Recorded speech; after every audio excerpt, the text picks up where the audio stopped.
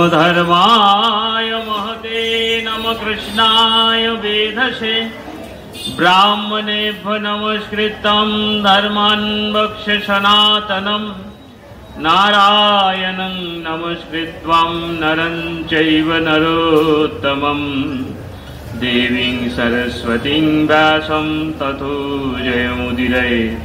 सब श्रोता वैष्णवेर करी चरण नमस्कार। सबे मिली पद धूलि देह मस्तके आमार श्रोता वैष्णवेर चरण धूलि मोर मस्तक भूषण। তোমরা অমৃত পিলে সফল হয় মোর শ্রম। নিতাই গৌর হরি বল, নিতাই গৌর হরি বল, নিতাই গৌর হরি হরি।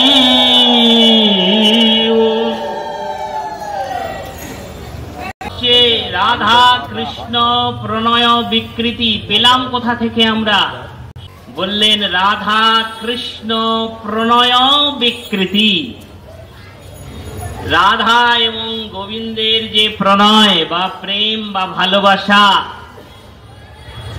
সেটা খুব গভীর এবং অত্যুজ্জ্বল। আর এই গভীর অত্যুজ্জ্বল প্রেম যখন বিকৃত দশায় পৌঁছলো, তখন কি হলো? তা থেকে মহাভাবের সৃষ্টি হলো। সেই মহাভাবের একটি স্বরূপ লাভিনী শক্তি, তারই একটা বিকৃত অবস্থা।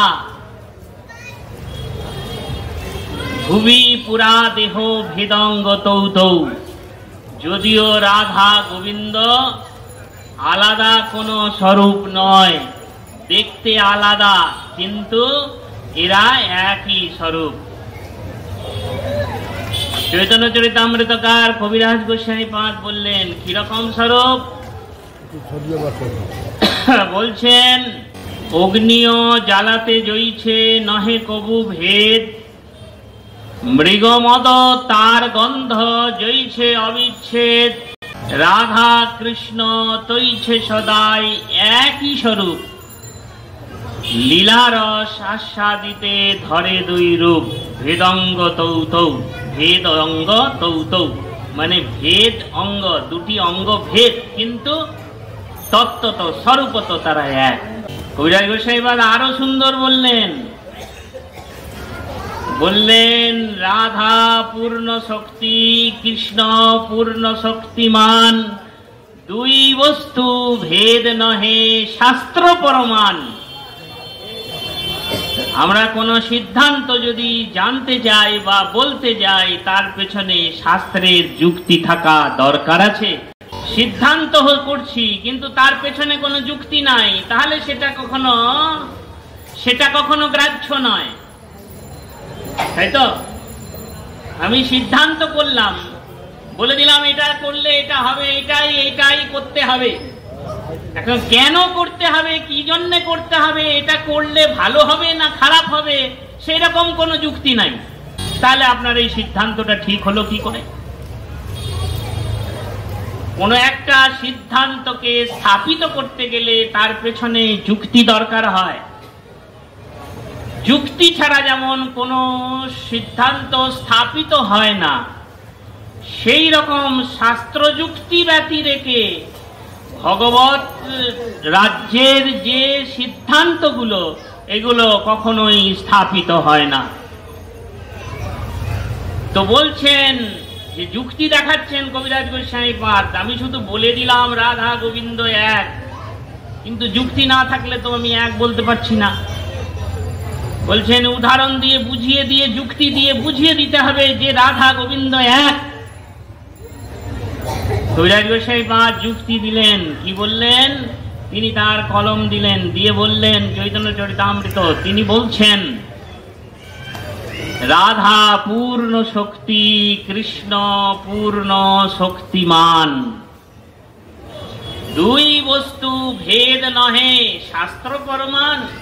দুটো আলাদা নয়, ভেদ মানে আলাদা নয়। শক্তি আর শক্তিমান, তাহলে শক্তির দ্বারাই শক্তিমানের পরিচয়। বা শক্তিমানের যা কিছু দেখতে পাচ্ছেন, শক্তিমানকে যে দেখতে পাচ্ছি আমরা, কিসে দেখতে পাচ্ছি না ওই শক্তির দ্বারাই দেখতে পাচ্ছি। গোসাইপাদগণরা খুব সুচারু রূপে এই কথাটাই বললেন। কি বললেন? কৃষ্ণ পূর্ণ শক্তি, রাধা পূর্ণ শক্তি। রাধারানী হচ্ছেন শক্তি, পাওয়ার রাধারানী, আর কৃষ্ণ শক্তিমান। বুঝতে পেরেছেন কি? ভালো করে বুঝুন, শাস্ত্রের নির্দেশে এটাই কবিরাজ গোস্বামীপাদ সিদ্ধান্ত করেছেন। ওই পাখাটা হচ্ছে গোবিন্দ, আর ওর ভেতরে যে কারেন্টটা আছে, শক্তিটা আছে, পাওয়ারটা আছে, ওটা হলো রাধারানী। তাহলে গোবিন্দ চুপচাপই দাঁড়িয়ে থাকবে, কিন্তু রাধা যদি শক্তি না প্রদান করেন তাহলে ওই কৃষ্ণ কৃষ্ণ ভগবান হবেন না, বা তার ভগবত্তার শক্তির প্রকাশ ঘটবে। বাংলার মানুষ বাংলা ভাবে না বোঝালে ভালো বোঝা যায় না। আপনারা কৃষ্ণের অষ্টোত্তর শত নাম পড়েছেন? পড়েছেন না? সবাই পড়েছেন, এখানে যারা আছেন তারা মোটামুটি না পড়লেও শুনেছেন। আর যদি না পড়ে কেউ থাকেন তাহলে দয়া করে একবার পড়ে নেবেন। কেন জানেন তো? যাদের আক্ষরিক বিদ্যা আছে তারা যদি এইগুলো না পড়ে তাহলে তাদের যে আক্ষরিক জ্ঞান লাভের যে জ্ঞান লাভের যে সার্থকতা সেটা আর হবে না। কেন হবে না? অক্ষর দিয়ে চিনে যদি সেটার যদি ব্যবহার না করতে পারি তাহলে সেটা স্কুলে পড়াই লাভটা কি আছে? যদি আমি একটা কাব্য, একটা ব্যাকরণ, একটা সাহিত্য, একটা উপন্যাস, একটা গল্প, একটা খবরের কাগজ যদি হাতে নিয়ে না পড়তে পারলাম তাহলে আমি এই অ আ ক খ পড়ে স্কুলে গিয়ে কি লাভ হলো? আমাদের লাভ হয়েছে? যারা পড়াশোনা জানেন, যাদের আক্ষরিক বিদ্যা আছে, তারা অন্তত এই 2 টাকা দিলে 5 টাকা দিলে একটা কৃষ্ণের অষ্টোত্তর শত নাম পাওয়া যায় না? তো ওইটা খুলে যদি না পড়ে তাহলে তার ওই বিদ্যা লাভের অর্থ কি? গৌতম ঠাকুর সাহেব বললেন, নিতাই না বলিল মুখে মজিল সংসার সুখে, বিদ্যা কুলে কি করিবে তার? বিদ্যা দিয়ে কি লাভ আছে? যদি তার উপযুক্ত স্থানে প্রয়োগ না হয় তাহলে সে বিদ্যার কোনো দাম নাই। তাই অতএব যারা পড়েননি তাদেরকে অনুরোধ করে বলছি যে আপনারা একবার একটু পড়বেন যে ওর মধ্যে কি আছে। এটা আজকের রচিত নয়, এটা যে কবে রচিত হয়েছে আমরা কেউ জানিও না, বলতেও পারবো না। কৃষ্ণের অষ্টোত্তর শতনাম, আর ওই বইটা খুঁজলে দেখবেন ওর মধ্যে আর একটা জিনিস আছে, সেটা কি? সুখ শারীর দণ্ড আছে না? পড়েছেন কি? ওই যে কৃষ্ণের অষ্টোত্তর শতনাম আজকালকার ছেলে মেয়েরা, বাচ্চা কাচ্চারা এগুলো নাও জানতে পারে, কিন্তু আপনারা যেখানে বয়স্ক লোক যারা আছেন তারা অন্তত এই ব্যাপারটা জানেন। ওর মধ্যে আছে কি? সুখ শারীর দ্বন্দ্ব, আর কি আছে? 34 পদাবলী, আর কি আছে? রাধার 12 মাসি আছে না? হ্যাঁ, আমি মিথ্যা কথা বলছি? ওই বইটার মধ্যেই আছে, ছোট্ট একটা বই, 2 টাকা 5 টাকা দিলেই পাওয়া যায়। বুঝতে পেরেছেন? এখনো পাওয়া যাচ্ছে বাজারে, কেউ কেনে না, কেননা আমরা সবাই এখন ফোনের মধ্যেই সব পেয়ে যাই, আর ওগুলো আলাদা করে কিনতে হয়। সবাই তো আর আমরা ফোন ব্যবহার করতে জানি না, আর সবার কাছে এরকম 5G 6G ফোনও নেই। হ্যাঁ, আমার কাছে তো নেই, আমার কাছে এইটাই আছে। তাই এই ফোনে তার ওগুলো পাওয়া যাবে না। যাদের কিছু বড় বড় আছে তারা পারবে ওগুলো দেখতে, বুঝতে, কিন্তু আমার তো নেই। এই জন্য ছোট ফোন যারা ব্যবহার করে তাদের তো পাওয়া যাবে না। তাদের ওই 5 টাকা দিয়ে একটা চটি বই কিনে নিলেই তাতেই পাওয়া যাবে কি? সুখ শারীর দ্বন্দ্ব। তো ওখানে সুখ আর শাড়ি দুটো পাখি বৃন্দাবনে থাকেন। এরা এই দুটো পাখি এরা বৃন্দাবনের একটি গাছের উপরে বসে এরা কথোপকথন করে। কি কথোপকথন করে না? রাধা গোবিন্দের কথাই তারা বলে।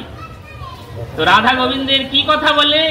বলে সুখ হচ্ছে পুরুষ পাখি আর শাড়ি হচ্ছে স্ত্রী পাখি।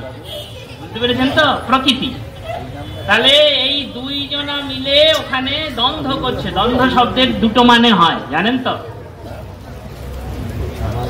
আমরা সাহিত্যে পড়েছি দ্বন্দ্বের দুটো মানে হয়। দ্বন্দ্ব শব্দের অর্থ ঝগড়াও হয়, আবার দ্বন্দ্ব শব্দের অর্থ মিলও হয়, জানেন তো? আমরা যখন মাধ্যমিক উচ্চ মাধ্যমিক পড়েছি, সেই ঈশ্বর পাটনির একটা কবিতা পড়েছি, তাতে এই দ্বন্দ্ব শব্দ নিয়ে খুব আলোচনা আছে।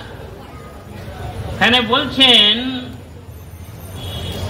যে দ্বন্দ্ব শব্দের দুটো অর্থ শাস্ত্রে বলেছেন, একটা মিল আর একটা ঝগড়া, দুটোই মানে বিপরীত অর্থ। দেখুন,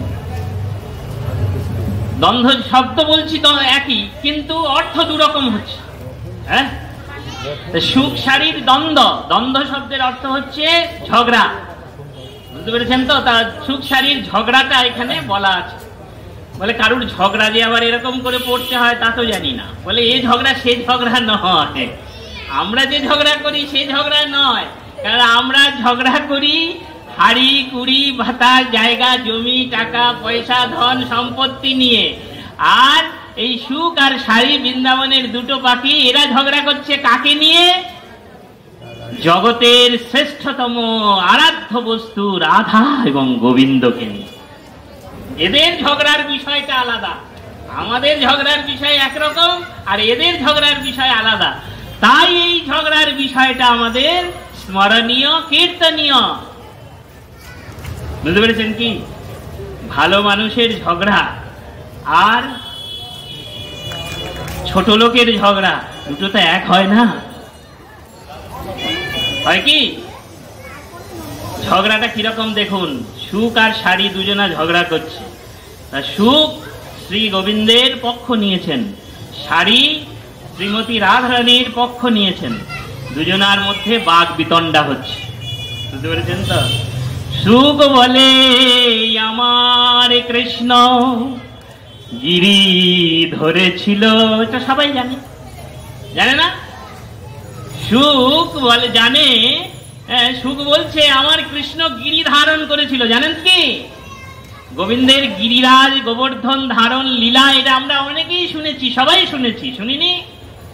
শ্রী গোবিন্দ ইন্দ্রের হাত থেকে ব্রজবাসীদেরকে রক্ষা করার জন্য 7 দিন 7 রাত ধরে তিনি গিরিরাজ গোবর্ধনকে বাম হস্তের কনিষ্ঠ অঙ্গুলির উপরে স্থাপন করে ধারণ করেছিলেন।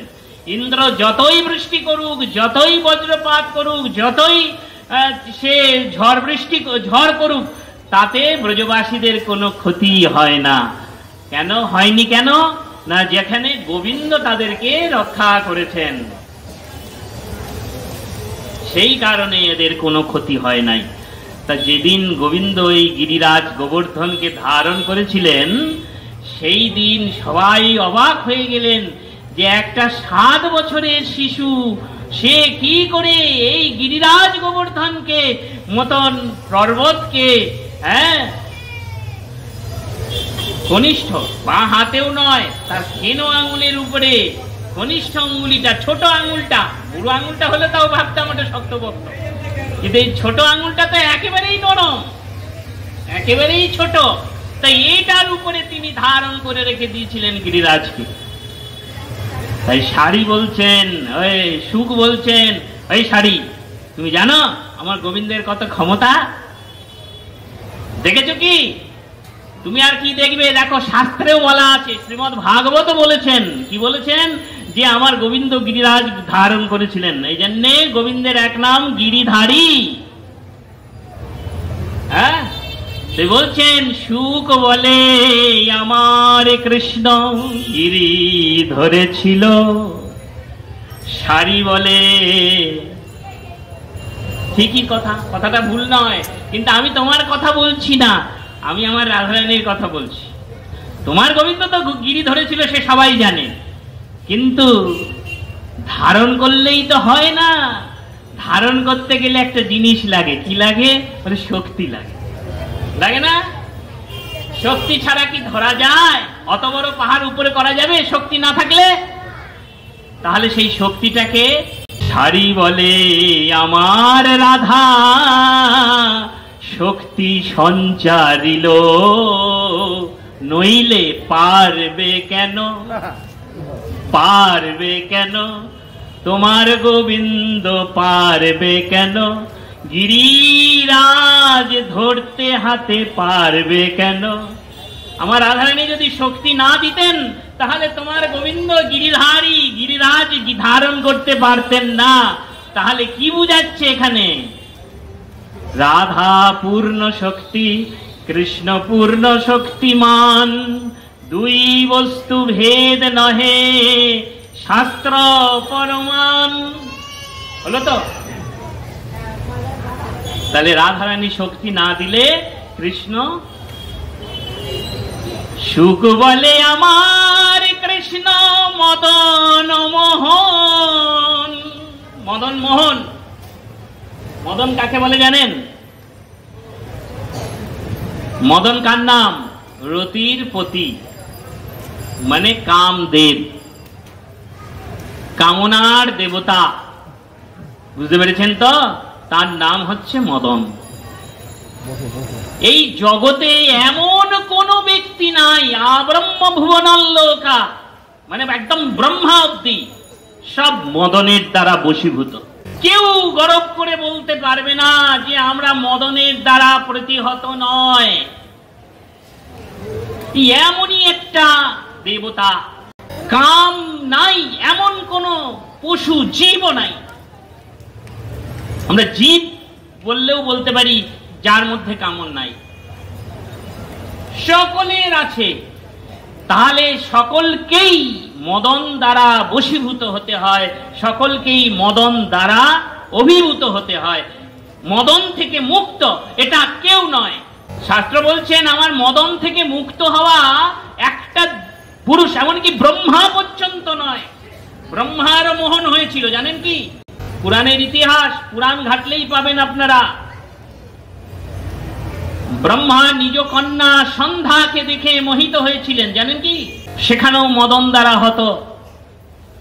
তাহলে মদনের হাত থেকে রেহাই ব্রহ্মারও নাই। আর ব্রহ্মা হচ্ছে আমাদের জীব কুলের মধ্যে টপ র্যাঙ্ক, তাই তো? মানে আমাদের জীব জগতের মধ্যে ব্রহ্মার থেকে উপরে আর কেউ নাই। পিতামহ বলা হয় ওনাকে, পিতাও বলে না। পিতামহ মানে ঠাকুর দাদা। পিতামহ শব্দের অর্থ হচ্ছে ঠাকুর দাদা। পিতামহ ব্রহ্মা, মানে উনি বাপের বাপ। বুঝতে পেরেছেন? বাপরে বাপ আমরা বলি না, বাপরে বাপ, ও সেই বাপরে বাপ। তাহলে যে ব্রহ্মা সমস্ত জীবকুলের মধ্যে শ্রেষ্ঠত্বের আসনে বসে আছেন, তিনিও মদন দ্বারা আহত। কিন্তু গোবিন্দ সেই মদনকে মোহিত করে ফেলেছেন। মদন গোবিন্দের দ্বারা মোহিত বলে মদন মোহন নাম হয়েছিল গোবিন্দের। তাই সুখ গরব করে বলছেন, সুখ বলে আমার কৃষ্ণ মদন মোহন। আমার কৃষ্ণ মদনকে মোহন করেছে। তুমি জানো কি? যা কেউ কোনোদিন পারে নাই। যার বশে সবাই, তাকে বশ করেছিল আমার গোবিন্দ। এই জন্য গোবিন্দের এক নাম মদন মোহন। সুখ বলে আমার কৃষ্ণ মদন মোহন, শাড়ি বলে আমার রাধা, বামে যতক্ষণ নইলে শুধুই মদন, মদন মোহন আর হবে না রে,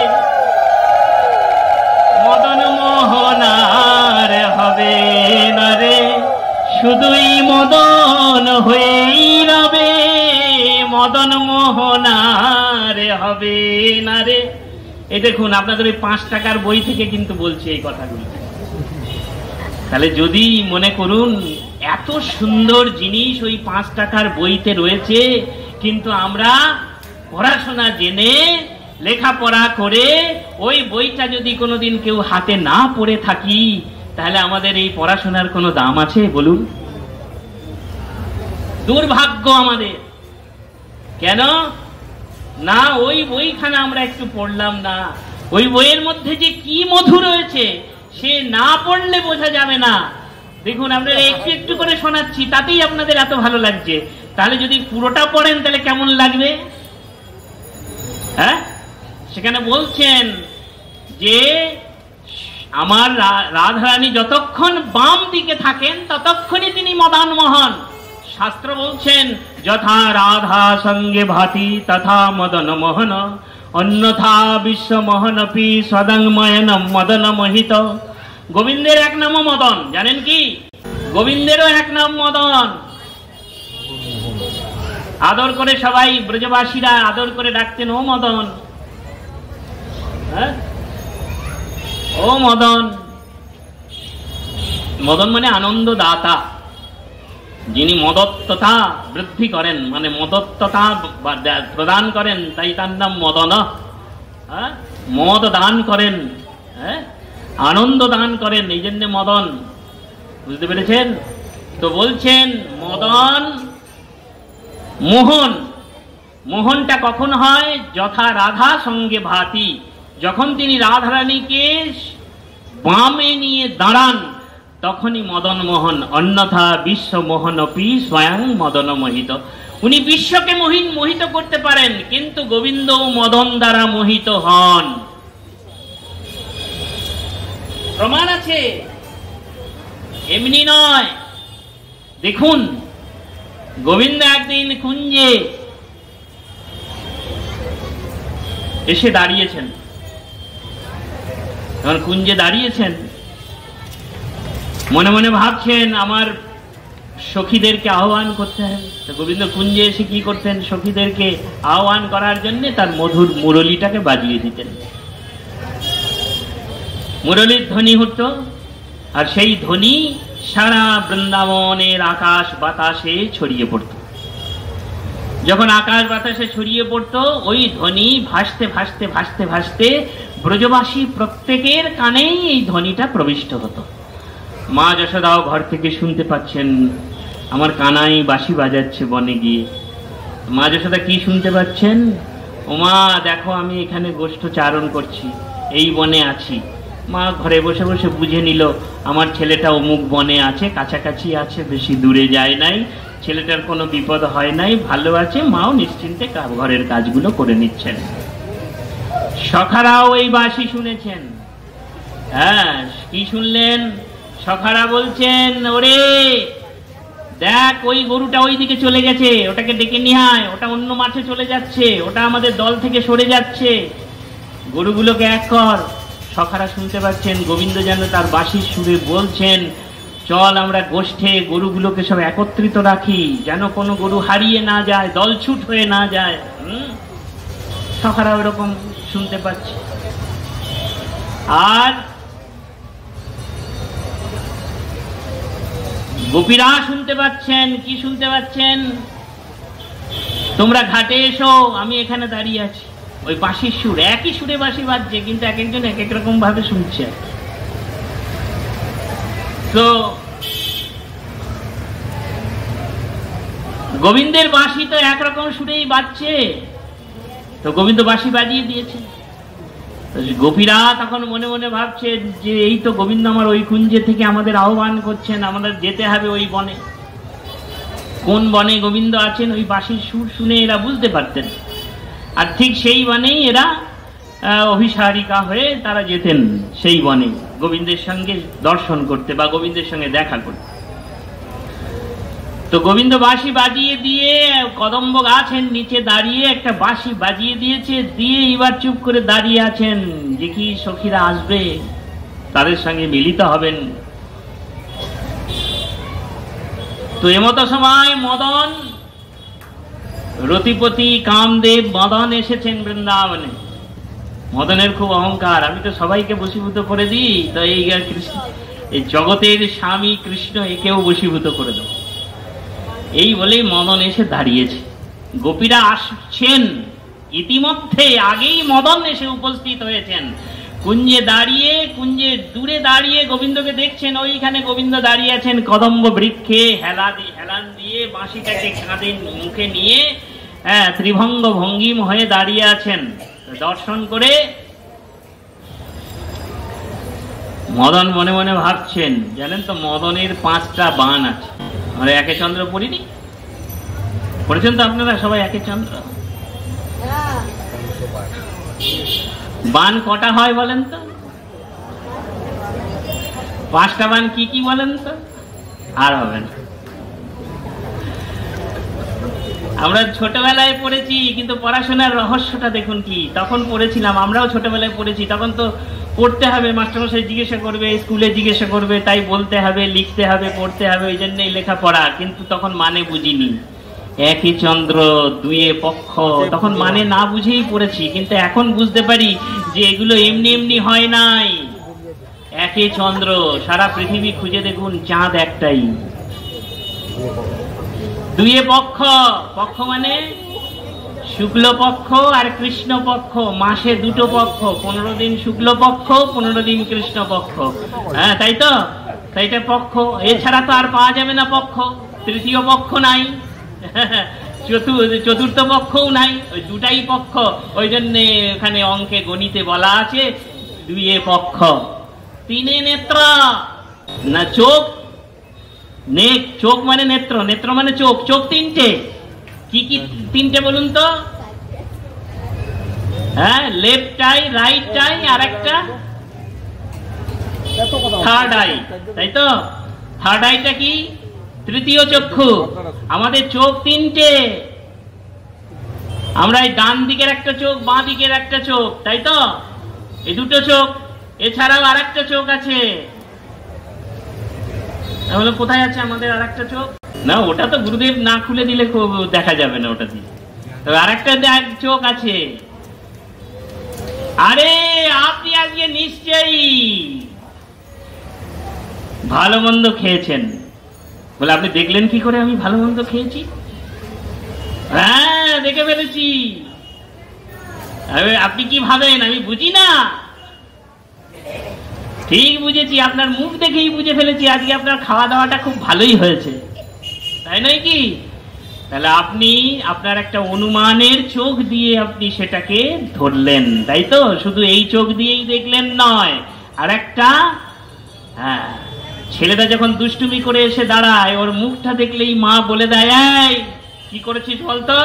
নিশ্চয়ই কিছু একটা করেছিস তুই। তোর চোখে মুখে বলছে। তাহলে ওটা কোন চোখ দিয়ে দেখছে?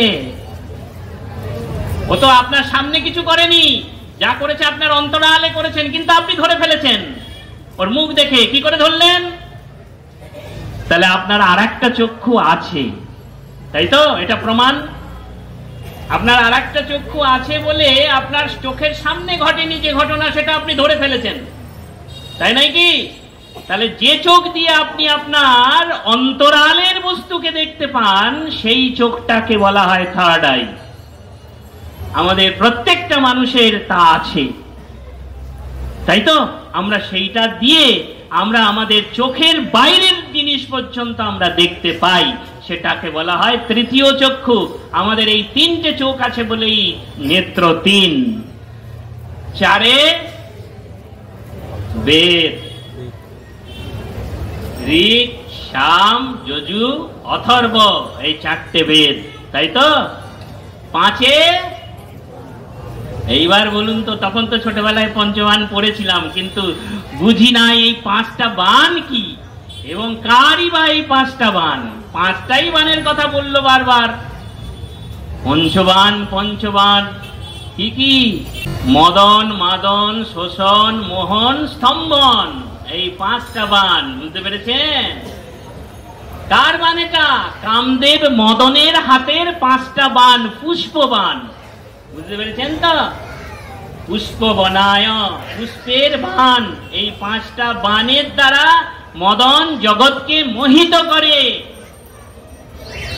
তখন তো পড়াশোনা করেছি, জানি নাই, কিন্তু এখন তো জানতে পারছি যে এই 5টা বান। তারপরে 6 ঋতু, তো জানেন আপনারা, আর বলছি না, কিন্তু আমাদের দরকার এই 5 বান অব্দি। মদন তার 5টা বানের 1টা 2টো বান দিলেই মানুষ কাঁত, জীব কাঁত। গোবিন্দের উপরে একের পর এক, একের পর এক, 2টো 3টে 4টে বান, 4 নম্বর বান অব্দিও মেরে দিয়েছেন। গোবিন্দ তবুও স্থির হয়ে দাঁড়িয়ে কাঁপছেন থরথর করে, মানে কম্প উঠে গেছে গোবিন্দের। ভগবান তো, ভগবানের কথা, ভগবানের উপরে বাণ চালিয়েছেন কে? মদন। মদন হচ্ছে ভগবানের চরণের দাস, চাকর। সে প্রভুর উপরে বাণ চালিয়েছে, কিন্তু বাণের গুণ আছে বলেই সেই গুণে প্রভু পর্যন্ত কেঁপে গেছে। এইবার পঞ্চম বাণটি সেঁধে, মানে ছেড়ে, মদন গোবিন্দকে মাথা ঘুরিয়ে ফেলে দেবে এইরকম জায়গায় এসে উপনীত হয়েছেন। পঞ্চম বাণ মারবেন এমতো অবস্থায় শ্রীমতী রাধারানী কুঞ্জে পা দিয়ে দিয়েছে। সেই কুঞ্জে পা দিয়ে দিয়েছে। মদনের ওই যে বাণ, 5 নম্বর বাণটি যখন খেয়ে আসছে, রাধারানী এসে যেই কুঞ্জে চরণটা দিয়ে দিয়েছেন, অমনি ওই বাণটা ওখানে এসে থমকে দাঁড়িয়ে গেছে। আরে এ কি হলো? গোবিন্দ থরথর করে কাঁপছেন। রাধারানী কুঞ্জে প্রবিষ্ট হয়ে গোবিন্দের মুখের দিকে তাকিয়েছেন। তাকানো মাত্রই গোবিন্দের রাধারানীর নয়নের দৃষ্টিতেই গোবিন্দের ওই কম্প দশা দর্শন করেই রাধারানী ব্যাকুল হয়ে গেছে। না, আমার প্রাণবধূ এরকম কাঁপছে কেন থরথর থরথর করে? এতেই রাধারানীর মন চঞ্চল হয়ে গেছে। ছুটে এসে রাধারানী বধূর পাশে এসে দাঁড়িয়েছেন। কি হয়েছে বধূ তোমার, তুমি এরকম কাঁপছো? ওই যে বাণ, পঞ্চম বাণটি আর এই দিকে আসবে কি, ওটা উল্টে মদনের দিকে ধাবিত হয়ে গেছে। বুঝতে পেরেছেন তো? মদনের এদিকে আসবে গোবিন্দের দিকে, ওটা উল্টে ঘুরে গিয়ে মদনের দিকে ধাবিত হয়ে গিয়ে একবারে মদনের বুকে গিয়ে মেরেছে উল্টে। বুঝতে পেরেছেন তো? আর যখন মেরেছে, মদন ওই চোট খেয়ে, পঞ্চম বাণের চোট, নিজের বাণের নিজে আহত হয়ে ওইখানে মদন মোহিত হয়ে পড়ে গেছে। কি দেখে? ওই যে রাধা গোবিন্দ যুগল রূপ দেখে ওই মদন অচৈতন্য হয়ে গেছে। নিতাই গৌর হরি বল। বুঝতে পেরেছেন? যথা রাধা সঙ্গে বাতি তথা মদন মোহন, অন্যথা বিশ্ব মোহনপি সদং স্বয়ং মদন মোহিত। গোবিন্দ মোহিত হয়ে যেত যদি কিনা রাধারানী তার পাশে এসে না দাঁড়াতেন। রাধারানী পাশে এসে দাঁড়ানো মাত্রই রাধা গোবিন্দের যুগল রূপ মদনকে মোহিত করে অচৈতন্য করে দিয়েছেন। সেই থেকে গোবিন্দের এক নাম হলো মদন মোহন। তাই সুখ গর্ব করে যখন বলেছেন, তখন রাধারানী তার উত্তর দিয়ে বলেছেন, সুখ বলে আমার কৃষ্ণ মদন মোহন, সারি বলে আমার রাধা বামে যতক্ষণ, নইলে শুধুই মদন মদন মোহন আর হবে না রে। শুধু মদনই হয়ে রইবে, মোহন আর হবে না। কেন না? মদন মোহন হতে গেলে ওই রাধারানীর দরকার আছে। তাহলে কি? রাধা পূর্ণ শক্তি, কৃষ্ণ পূর্ণ শক্তিমান, দুই বস্তু ভেদ নহে শাস্ত্র পরমান, অগ্নিও জ্বালাতে জইছে নহে কভু ভেদ। কবিরাজ গোস্বামী পাদ একটু সুন্দর করে বোঝাতে চাইলেন। তিনি বলছেন অগ্নি এবং জ্বালা, আগুন এবং তার তাপ, এই দুটো যেমন আলাদা নয়। মৃগমদ তার গন্ধ জইছে অবিচ্ছেদ। মৃগমদ, মৃগমদ মানে মৃগের মত্ততা তৈরি করে যে বস্তু, তাকে বলে মৃগমদ। মৃগকে পাগল করে দেয় যে বস্তু, সেটা কি? কস্তুরী। কস্তুরীটা কোথায় হয়? মৃগের নাভিতেই হয়। অর্থাৎ এমন এমন মৃগ আছে যাদের নাভিতে এক প্রকার গন্ধদ্রব্য, যার নাম কস্তুরী, সেটা উৎপন্ন হয় মৃগের নাভির ভেতরে। বুঝতে পেরেছেন? এটা প্রাকৃতিক ভাবেই হয় এবং তার গন্ধ যখন ওই নাভি থেকে বেরোতে থাকে, হাওয়ায় ঘুরতে থাকে, মৃগ তখন খুঁজতে থাকে যে এক সুন্দর গন্ধ কোথা থেকে আসছে। মৃগ তখন খুঁজতে খুঁজতে কি হয়, দৌড়তে থাকে, ভাবছে এইখানে গেলে বোধহয় গন্ধটা পাবো। যেদিকে যায় সেদিকেই তো, কারণ ওর সঙ্গেই তো আছে গন্ধটা, কিন্তু ওর গন্ধটা কাছে আছে সে জানে না। তাই সে পাগলের মতন এদিক ওদিক এদিক ওদিক এদিক ওদিক ছুটে ছুটে বেড়ায়। মৃগের মত্ততা মানে পাগলামি তৈরি করে দেয় বলে ওর নাম মৃগমদ। বুঝতে পেরেছেন? এই মৃগমদ তার বাংলা নাম হচ্ছে কস্তুরী। হ্যাঁ, ওই কস্তুরীর যে গন্ধ, তার থেকে কস্তুরীকে কোনোদিন আলাদা করা যায় না। ফুলের থেকে গন্ধকে যেমন আলাদা করা যায় না, অগ্নির থেকে তার তাপকে যেমন আলাদা করা যায় না, আগুনের থেকে আগুনের তাপকে আপনি আলাদা করতে পারবেন? আগুন থাকবে না, তাপ থাকবে। হয় তাপ মানেই আগুন, হ্যাঁ, তাপ মানেই তো আগুন, মানে আগুন আছে এটা মনে করতে হবে। তাপ দেখলেই আপনি তাপ, এই তাহলে এখানে বোধহয় আগুন আছে, এত যখন গরম তাপ লাগছে তাহলে নিশ্চয়ই আগুন আছে। তাহলে তাপ থেকে যেমন তা অগ্নিকে আলাদা করা যায় না, মৃগমদ থেকে তার গন্ধকে যেমন আলাদা করা যায় না, তেমনি রাধা গোবিন্দ ওইছে সদাই একই স্বরূপ, লীলারস আস্বাদিতে ধরে দুই রূপ। তাহলে আমরা যে শ্লোক থেকে এটা শুরু করেছিলাম, চৈতন্যাক্ষং প্রকটং মধুনা তদ্বঞ্চৈব কাম্যাপ্তং রাধা ভাবদূতি সুবলিতম নৌমি কৃষ্ণ স্বরূপম। আমার চৈতন্য মহাপ্রভু হচ্ছেন সেই রাধা গোবিন্দের মিলিত তনু বিগ্রহ।